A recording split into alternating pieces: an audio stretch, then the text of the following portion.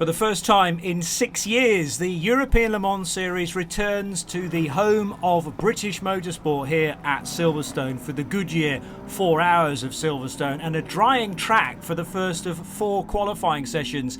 LMGT3's out first, but the tough choice was what tyres to be on. Pretty much everyone that did well was on the grooved version of the Goodyear Eagles, but as the Kessel Racing driver Takeshi Kimura proved there, a little bit sideways. He did hang on to the third fastest time though.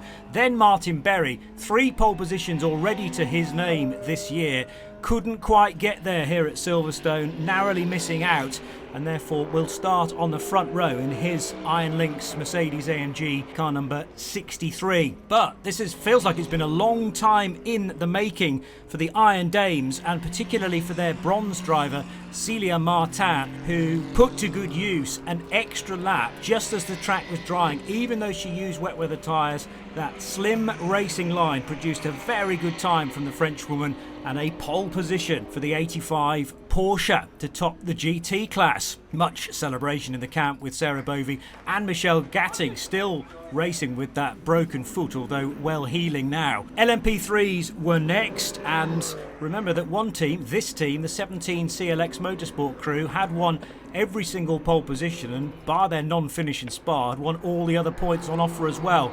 So they still have a convincing lead. It's only third place though for Theodore Jensen.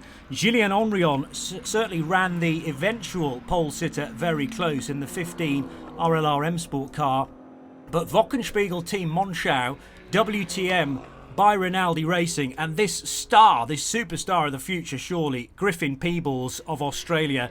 This was the first different pole position that we have had this year after that dominant run from CLX, but congratulations certainly to Griffin Peebles, who shares with Leo Weiss and with Torsten Kratz. That's how much it meant to that team. Track was pretty much dry at this point as we launched the LMP2 Pro-Ams out onto the field. This again a bronze only session, with TDS Racing pretty much rebuilding this car from scratch. There was a big off yesterday on the outlap for the TDS Racing car, but Rodrigo Sales coming back and setting a third fastest time. Giorgio Roda in the 77 Proton competition car has been a qualification specialist, but couldn't get the pole today because that instead went to a rampant PJ Hyatt, who has limited experience around the Silverstone circuit. He does have a pole position already to his name back in Le Castellet, and this is almost evening things up. 3 to Roda, 2 to PJ Hyatt. If he gets a pole in Portimão, it'll be 3 apiece, and AO by TF start in the ideal position.